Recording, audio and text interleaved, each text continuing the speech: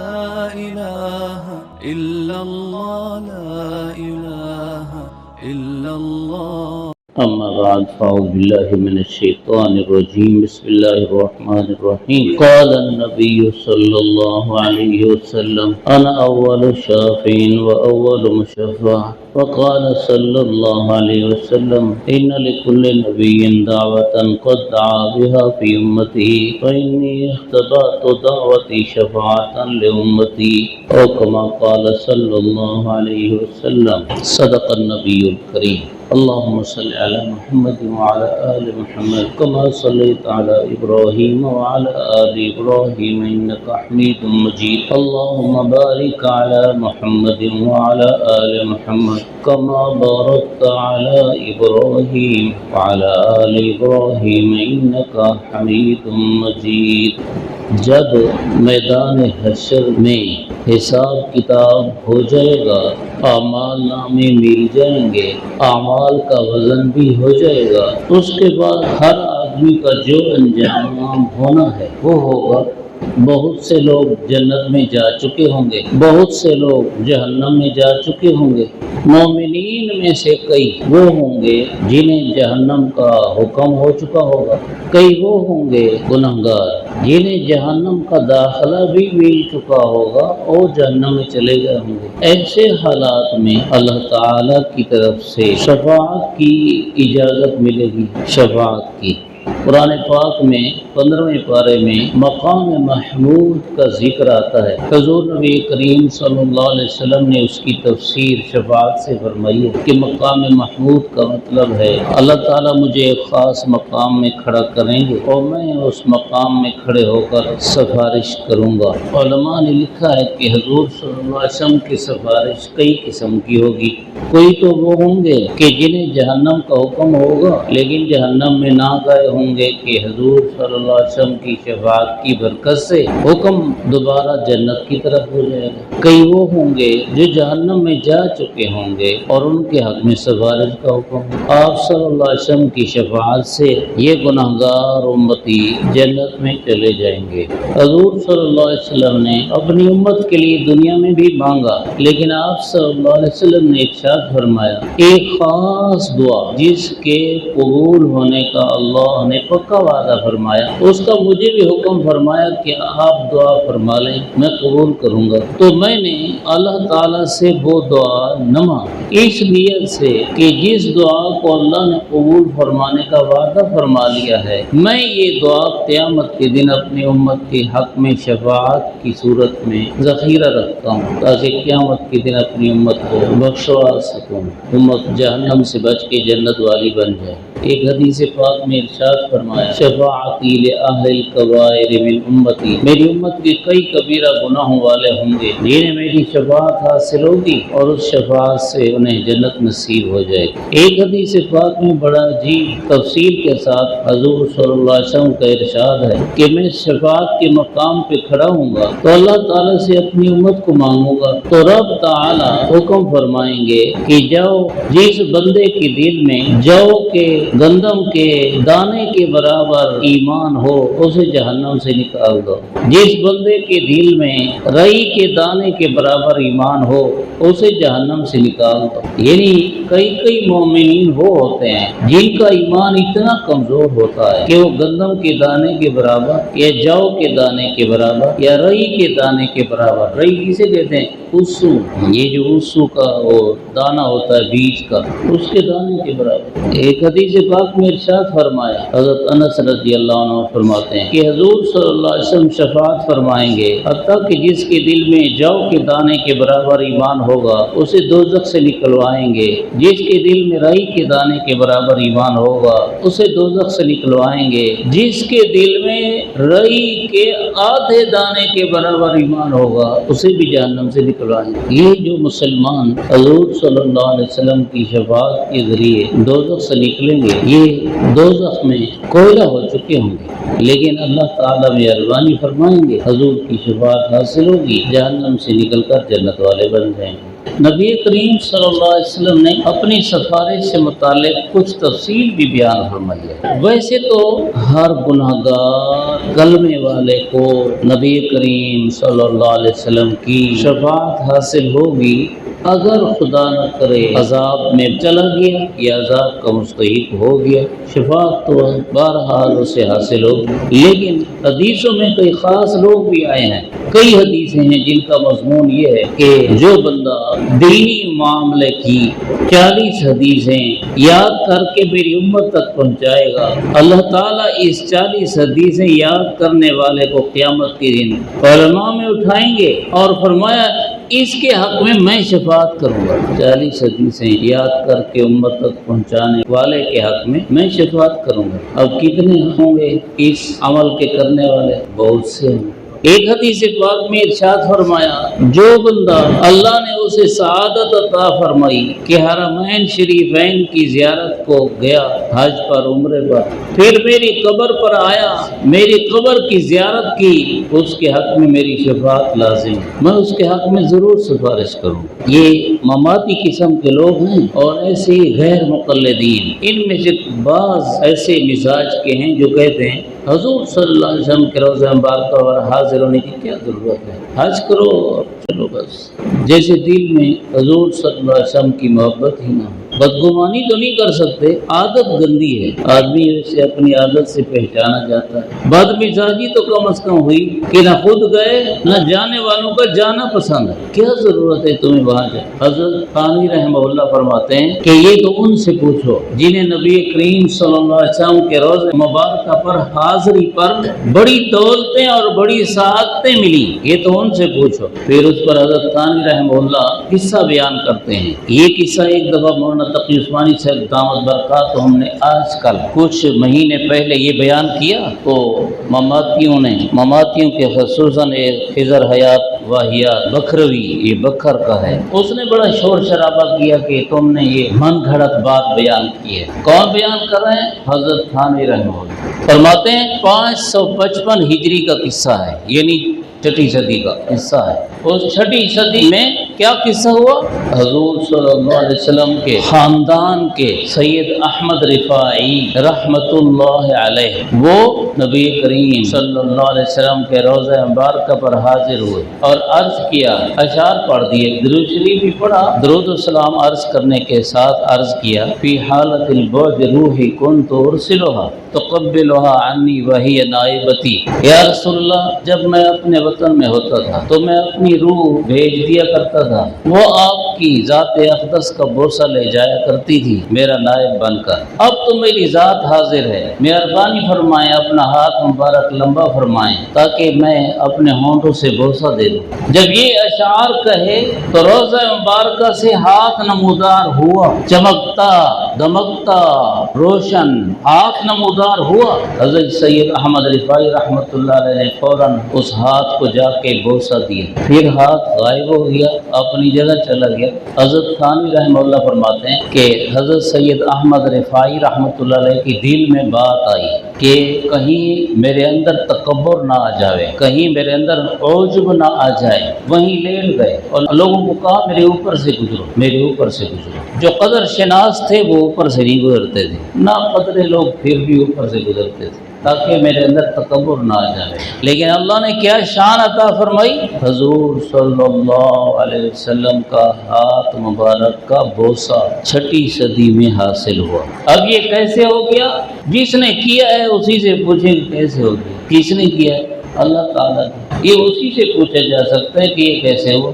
ہر بات عقل سے سمجھی جانے والی نہیں ہوتی۔ اب ایک شخص ہے، اس نے ایک دن بھی ٹرین ریل کا نام اپنے کان سے نہیں سنا، ایک دن بھی نہیں سنا، آنکھوں سے نہیں دیکھی، اسے کچھ بھی پتہ نہیں، اور کوئی شخص سالوں بعد اسے جا کے بتاتا ہے کہ لوہے کی ایک چیز ہوتی ہے، اس کے لوہے کے پہیے ہوتے ہیں اور وہ پٹڑیوں پر چلتی ہے اور مسافروں کو ایک جگہ سے دوسری جگہ لے جاتی ہے، سارا لوہا ہی ہوتا ہے اور وہ بھاگ جا رہا ہوتا ہے، تو وہ ماننے کے لیے تیار ہوگا نہیں، لوہا لوہے کی پٹڑی پر ہم نے تو کبھی نہیں دیکھا کہ لوہا بھاگ رہا ہو اور لوہا آدمی کو لے جا رہا ہو، لوہا وزن اٹھا کے جا رہا ہو، ہم نے تو کبھی نہیں دیکھا۔ عقل سے آدمی سوچے گا تو نہیں مانے گا، اور جس نے اپنی آنکھوں سے دیکھا ہے وہ کیا کہے گا؟ پاگل آدمی ہے، دیکھا ہے نہیں اور نہ دیکھنے کی وجہ سے یہ جھٹلاتا ہے، پاگل آدمی۔ میں نے اپنی آنکھوں سے دیکھا ہے۔ نزدیک کا قصہ ہے، شیخ الاسلام حضرت مولانا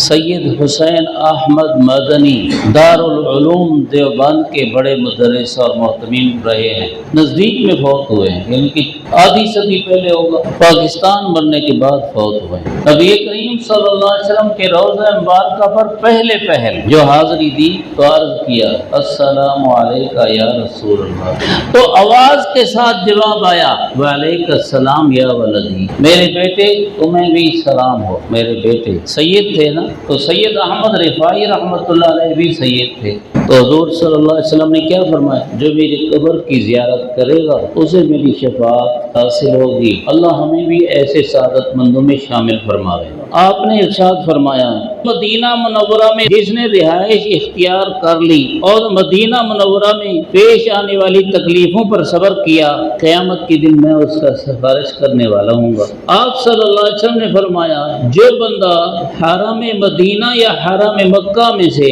کسی بھی حرم میں فوت ہو گیا اس پر واجب ہو گئی کہ میں سفارش کروں گا۔ آپ صلی اللہ علیہ وسلم نے فرمایا جو بندہ مدینہ میں مر سکے وہ مدینہ میں مرے، جو مدینہ میں مرے گا میں اس کے حق میں سفارش کروں گا۔ ہمارے کئی مسلمان ہوتے ہیں جو مکہ مکرمہ میں اور مدینہ منورہ میں چلے گئے، حج پر عمرے پر چلے گئے اور بیمار ہو گئے تو اب پریشان ہیں، میری بیوی پاکستان میں، میرے بچے پاکستان میں، اب کیا ہوگا اگر میں ادھر مر گیا تو؟ اگر ادھر مر گئے تو سعادت کی بات ہے، تمہیں تو چاہیے کہ تم باقاعدہ وصیت کرو کہ اگر یہاں کی موت مجھے مل جائے تو مجھے یہیں دفن کرنا۔ وہ بھی کتنے کم سمجھ لوگ ہیں جن کا میت مکہ مکرمہ میں یا مدینہ منورہ میں فوت ہو جاتا ہے آدمی تو وہ کہتے ہیں ہماری میت کی لاش ادھر پاکستان لے آؤ۔ حکومت تو بھیجتی ہے، وہ حکومت یہ حکومت بھیج لے لیتے ہیں کہ آ جاتا ہے، لیکن مرے ہوئے کو دیکھ کر کون سا فائدہ؟ دیکھا کتنے ٹائم کے لیے؟ چلو تم نے گھنٹہ دیکھا، چلو تم نے آدھا دن دیکھ لیا، بس اس کے بعد غائب، وہ اپنی قبر میں چلا جائے گا، تو بہتر نہیں کہ وہیں دفن ہو جائے۔ ایک بات اور بھی ہے، وہ یہ ہے کہ جس کا جہاں سے خمیر اٹھایا جاتا ہے اس کی وہیں قبر بنتی ہے، تو پتہ نہیں کوئی ایسا بھی ہوگا محروم القسمت جس کا خمیر وہاں سے نہیں اٹھایا جاتا اور یہاں سے اٹھایا جاتا ہے تو پھر اسے یہاں آنا پڑتا ہے، پتہ نہیں، پھر اس کے لیے اللہ تعالیٰ کی مرضی ہے، حالات بن جاتے ہیں۔ لیکن چاہیے تو یہ نا کہ آدمی اپنے طور پر تو یہی کوشش کرے کہ میں مروں تو ادھر مروں، میرا میت ہو تو ادھر ہی دفن ہو جائے۔ اور سنو، آپ صلی اللہ علیہ وسلم نے ارشاد فرمایا جب اذان سنا کرو تو باتیں کرنے کے بجائے مؤذن کی اذان کا جواب دیا کرو، جو وہ بولے تم وہی بولو، اللہ اکبر جواب میں بولو اللہ اکبر، اشہد ان لا الہ الا اللہ، اشہد ان لا الہ الا اللہ، اشہد ان محمد رسول اللہ جواب میں اشہد ان محمد رسول اللہ، حی علی الصلاۃ اور حی علی الفلاح کے جواب میں لا حول ولا قوت الا باللہ العلی العظیم بھی آتا ہے، پھر اللہ اکبر لا الہ الا اللہ تو حی علی الصلاۃ اور حی علی الفلاح کے سوا باقی وہی کلمات بولو مؤذن کے ساتھ ساتھ جو مؤذن بولتا ہے۔ آپ نے فرمایا جب مؤذن کی اذان سنو تو وہی بولو جو وہ بولتا ہے، پھر مجھ پر درود شریف پڑھو، جو مجھ پر درود شریف پڑھتا ہے اللہ اس پر 10 رحمتیں نازل فرماتے ہیں۔ ثم صلی اللہ علیہ الوسیلہ، پھر میرے لیے دعائے وسیلہ کیا کرو، اللہم رب ھذہ الدعوۃ التامہ۔ توجہ ذرا کریں، میں ایک مسئلہ ہے وہ آپ کے ذہن میں ڈالنا چاہتا ہوں۔ جب مؤذن اذان کہے تو کیا کرو؟ بولو، اس کے کلمات کا جواب دو۔ جب اس نے اذان ختم کی تو کیا کرو؟ درود شریف پڑھو، پھر کیا کرو؟ ہمارے کتنے مسلمان بھائی ہیں جو درود شریف نہیں پڑھتے اور دعائے وسیلہ پڑھتے ہیں۔ آپ اپنے کانوں سے اپنی آنکھوں سے دیکھیں، سنیں، لا الہ الا اللہ مؤذن نے ختم کیا اور آدمی نے لا الہ الا اللہ کہہ دیا تو اس کے بعد بولا اللہم رب ھذہ الدعوۃ، اس سے پہلے تو درود شریف۔ جیسے دعا کرنے کا طریقہ ہے کہ دعا سے پہلے اللہ کی حمد بولو، الحمدللہ رب العالمین، پھر درود شریف، اس کے بعد دعا مانگو، پھر اخیر میں درود شریف۔ ایسے ہی یہ دعائے وسیلہ جو پڑھنی ہے تو اس سے پہلے درود شریف۔ ہمارے کتنے سمجھدار کیا کئی اہل علم ہیں جنہیں اس طرف توجہ نہیں جاتی، اذان کا جواب دیا اس کے بعد اللہم رب ہذہ الدعوۃ التامہ، نہیں بھائی، اس سے پہلے درود شریف پڑھو۔ وہ ہمارے دوسرے بھائی ہیں نا، بریلوی بھائی، انہوں نے اس حدیث کو لیا اور اذان کے بعد صلاۃ شروع کر دی۔ بھائی اذان کا جواب کس نے دینا ہے؟ سننے والے نہیں ہیں، اذان سننے والے نے اذان کا جواب دینا ہے۔ اور دعائے وسیلہ کس نے پڑھنی ہے؟ ہر ایک مسلمان نے۔ تو درود شریف کس نے پڑھنا ہے؟ صرف مؤذن نے۔ وہ جو صلاۃ پڑھتے ہیں وہ صرف مؤذن نے پڑھنا۔ اچھا، پھر حضور نے یہ فرمایا ہے دعائے وسیلہ سپیکر کے بغیر پڑھو، اس سے پہلے اذان والے کو جواب بھی سپیکر کے بغیر، لیکن صلاۃ اور درود شریف وہ سپیکر پر۔ یہ حدیث یہ بدعت نہیں بتاتی، یہ صلاۃ اور یہ درود شریف تو دعائے وسیلہ کا حصہ ہے، اذان کا حصہ تو نہیں۔ مسئلہ سمجھ آیا؟ یہ دعائے وسیلہ کا حصہ ہے۔ ہمارے یہاں کے مفتی صاحب نے بھی یہی لکھا ہے، یہی اسی حدیث کو لے کر کے اذان کے بعد صلاۃ ہے، اسی حدیث کو لے کر۔ یہ صلاۃ اذان کا حصہ نہیں، یہ دعائے وسیلہ کا حصہ ہے۔ اب دوبارہ سنو، آپ صلی اللہ علیہ وسلم نے فرمایا جب مؤذن کو اذان کہتا سنو، وہی الفاظ بولو جو مؤذن بولتا ہے۔ پھر مؤذن کی اذان کے بعد درود شریف پڑھو، جو ایک بار درود شریف پڑھتا ہے اللہ اس پر 10 رحمتیں نازل فرماتے ہیں۔ اس کے بعد میرے لیے دعائے وسیلہ کرو۔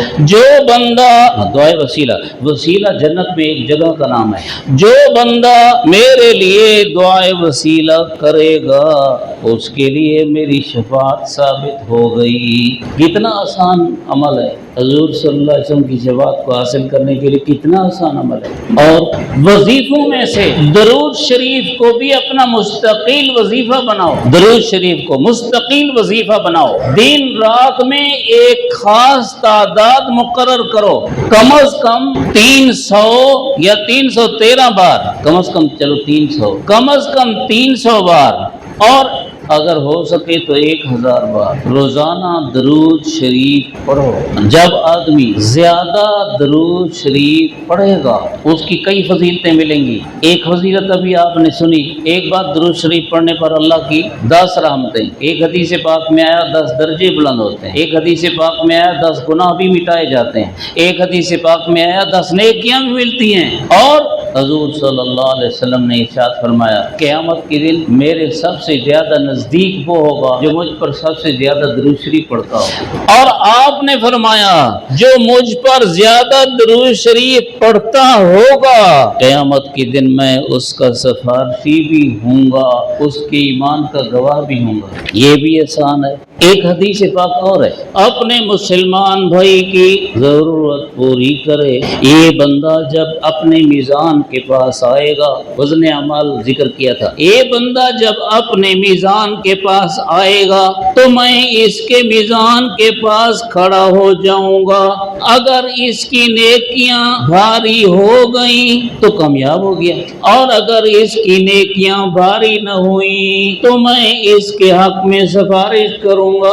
جو اپنے مسلمان بھائی کی ضرورت کو پوری کرے گا۔ پچھلے جمعے بھی ایسی باتیں میں نے عرض کی۔ خدا کے لیے ایک دوسرے کی ہمدردی شروع کرو، خدا کے لیے ایک دوسرے کی ہمدردی شروع کرو، خدا کے لیے رسول کا واسطہ ایک دوسرے کی ہمدردی شروع کرو۔ دل سے کینے نکالو، بغض نکالو، نفرتیں نکالو، دشمنیاں نکالو، دوسروں کو حقیر سمجھنا چھوڑو، محبت آئے اور ایک دوسرے کی ہمدردی ہو۔ حضور صلی اللہ علیہ وسلم نے فرمایا وہ بندہ بہشت میں نہیں جائے گا جس کا پڑوسی اس کے ستانے سے محفوظ نہیں۔ ایک اور حدیث، وہ بندہ مومن نہیں جس نے پیٹ بھر لیا اور پڑوسی بھوکا سو رہا ہے۔ عربی الفاظ بھی میں پڑھ سکتا ہوں۔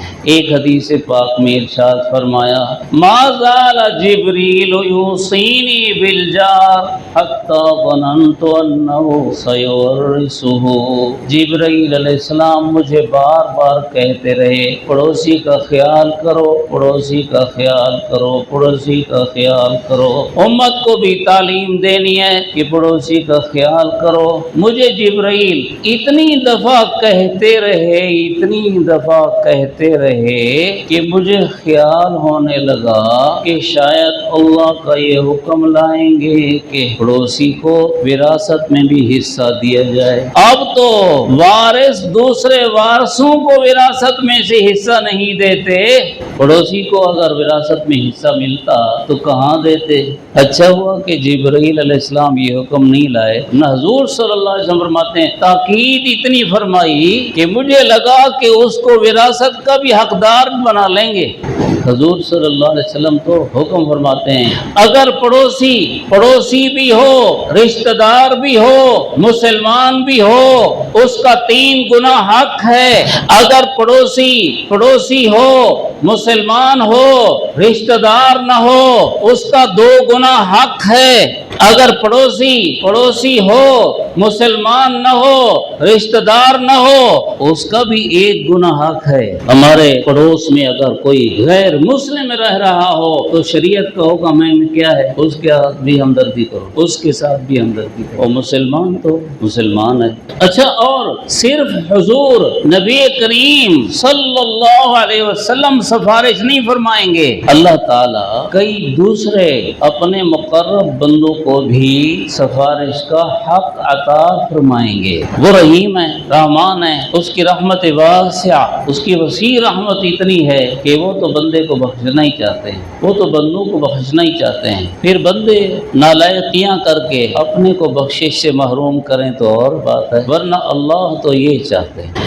اب قیامت کے دن اللہ تعالیٰ اول حضور نبی کریم صلی اللہ علیہ وسلم کو شفاعت کا حق دیں گے، پھر دوسرے انبیاء علیہ السلام کو، انبیاء علیہ السلام کے بعد علماء کو، علماء کے بعد شہداء کو، اس کے بعد اولیاء کو۔ انبیاء علیہ السلام کے بعد علماء کو، اس کے بعد شہداء کو، اس کے بعد اولیاء کو۔ علماء کا مقام انبیاء سے نیچے، شہداء سے اوپر ہے۔ حضور صلی اللہ علیہ وسلم کی ایک حدیث ہے کہ اللہ تعالیٰ عابد کو فرمائیں گے جس نے عبادت والی زندگی اپنائی اور اس دنیا سے گیا، ذکر اذکار کرتا تھا، نوافل پڑھتا تھا، اللہ کے فرائض ادا کرتا تھا، صوفی تھا، بس عابد و زاہد، اللہ فرمائیں گے تو جنت میں چلا جائے۔ اور عالم دین اسے فرمائیں گے تم نہیں جاؤ، تم ٹھہرو۔ کیا کرنا ہے یا اللہ؟ ٹھہرو، جب تک لوگوں کا حساب کتاب شروع ہے، یہ حساب کتاب جب تک ہے تب تک سفارش کرتے جاؤ اور اپنی سفارش سے بندوں کو جنت میں داخل کراتے جاؤ۔ علماء کی سفارش کی کوئی تعداد نہیں ہے کہ علماء کتنی سفارش کریں گے۔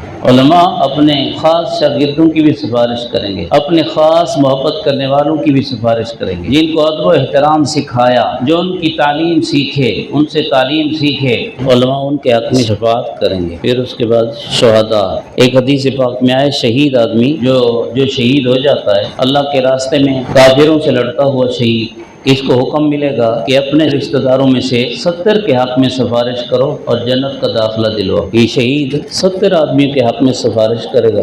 ایسے ہی وہ حاجی بھی خدا کے لیے حج کیا کرو، سیکھ کے کیا کرو، اور بہتر ہے کہ زیادہ سیکھنے کا موقع نہ ملا ہو تو علماء کے قافلے کے ساتھ، جس میں عالم دین ہو، عالم دین بھی ہو جس نے کوئی حج کیے ہوئے ہوں تو بہتر ہے، ایسے عالم دین کے ساتھ حج کیا کرو۔ زندگی میں ایک بار حج فرض ہے۔